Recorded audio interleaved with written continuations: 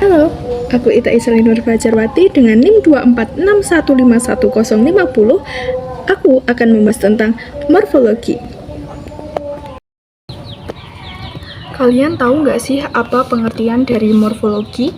Morfologi adalah cabang linguistik yang mempelajari struktur, bentuk, dan proses pembuatan kata dalam suatu bahasa. Dalam fokus utama morfologi, yang pertama, morfem. Morfem adalah unit terkecil dalam bahasa yang memiliki arti atau fungsi. Morfem dibagi menjadi dua. Yang pertama, morfem bebas, dapat berdiri sendiri sebagai kata. Contoh seperti buku, makan, rumah, lari, dan lain sebagainya. Yang kedua, morfem terikat, tidak dapat berdiri sendiri dan hanya memiliki makna jika digabungkan dengan morfem lain. Contoh dengan menggunakan imbuhan me, kan, dan an. Sebelum membahas morfem lebih lanjut, kita harus mengetahui apa saja ciri-ciri morfem itu. Yang pertama, setiap morfem membawa makna. Yang kedua, tidak bisa dibagi lagi secara lebih kecil tanpa kehilangan makna. Morfem merupakan unit terkecil dalam bahasa yang memiliki makna dan tidak dapat dipisahkan menjadi unit yang lebih kecil tanpa menghilangkan makna atau fungsi asli. Yang ketiga, bergabung membentuk kata. Morfem-morfem dapat digabungkan untuk membentuk kata yang lebih kompleks. Berdasarkan fungsi, morfem dibagi antara lain. Yang pertama, morfem leksikal. Morfem leksikal adalah morfem yang memberikan makna konkret dan seringkali berhubungan dengan benda, perbuatan, atau sifat. Contohnya seperti buku, makan, cantik yang merupakan kata sifat. Morfem-morfem ini membawa makna yang jelas dan konkret yang dapat dikenali dalam kalimat. Kemudian yang kedua, morfem gramatikal. Morfem gramatikal memberikan informasi gramatikal seperti waktu, jumlah, atau hubungan antara unsur dalam kalimat. Biasanya morfem gramatikal tidak membawa makna konkret. Contoh seperti berimbuhanlah, seperti bacalah, menunjukkan perintah. Dan berimbuhankan, contoh seperti berikan, yang menunjukkan tindakan kepada objek. Dan contoh dibaca, menunjukkan tindakan yang dikenakan pada subjek. Kemudian, imbuhan keempat, menunjukkan urutan atau derajat. Adapun proses morfologi secara pembentukan kata meliputi afiksasi, penambahan imbuhan pada kata dasar. Contoh berjalan dari kata ber dan jalan. Reduplikasi, pengulangan kata, contoh seperti buku-buku, kupu-kupu, anak-anak, dan lain sebagainya. Yang ketiga, komposisi, penggabungan dua kata dasar seperti contoh rumah sakit. Yang keempat, konversi, perubahan kelas kata tanpa perubahan bentuk, contohnya seperti makan, minum, dan lain sebagainya.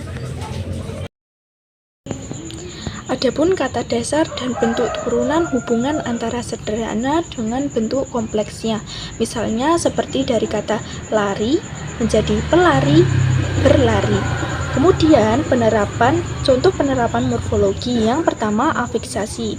Dari kata dasar tulis dengan prefiksnya me menjadi menulis menjadi kata kerja aktif dengan sufiks an menjadi tulisan, dengan konfiks ke dan an menjadi ketulisan. Kemudian yang kedua, reduplikasi. Dari kata dasar anak menjadi anak-anak, bentuk jamak. Yang ini berfungsi menunjukkan jumlah atau intensitasnya. Yang ketiga, komposisi. Dari kata dasar meja ditambah makan menjadi meja makan, yang merupakan gabungan dari kata makan dan meja. Yang ini memiliki fungsi untuk membentuk kata dengan makna baru. Yang kemudian, adapun penerapan dalam kehidupan nyata atau konteks linguistik. Yang pertama, pembelajaran bahasa Indonesia. Dalam pembelajaran bahasa, pemahaman morfologi membantu siswa memahami pola pembentukan kata, sehingga dapat memperkaya memperkaya kosakata dengan memahami imbuhan dan reduplikasi. Yang kedua, sebagai penerjemahan.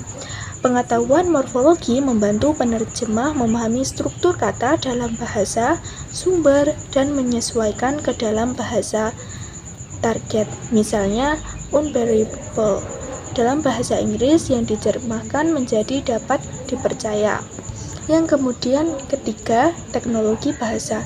Dalam pengembangan aplikasi seperti Google Translate atau Catwalk, morfologi digunakan untuk memahami dan menghasilkan bentuk kata yang sesuai secara gramatikal. Yang keempat, kehidupan sehari-hari. Misalnya dalam komunikasi informal, orang sering memanfaatkan morfologi dengan cara kreatif, seperti membentuk kata baru. Contoh, ngopi dari kata minum kopi. Yang kelima, analisis linguistik morfologi. Penting untuk menganalisis dialek bahasa daerah atau bahasa asing, membantu memahami perbedaan struktur kata dalam berbagai bahasa. Pemahaman tentang morfologi tidak hanya penting untuk akademis, tetapi juga relevan dalam interaksi sehari-hari dan berbagai bidang profesional. Jadi, secara keseluruhan, morfem adalah unsur penting dalam bahasa karena memberikan dasar untuk memahami pembentukan kata dan hubungan antara kata dalam bahasa. Pembelajaran tentang morfem juga membantu memperkaya pemahaman tentang struktur bahasa, memperbaiki keterampilan berbahasa, dan membuka wawasan tentang perbedaan struktur antara berbagai bahasa. Sekian dari saya, sampai jumpa.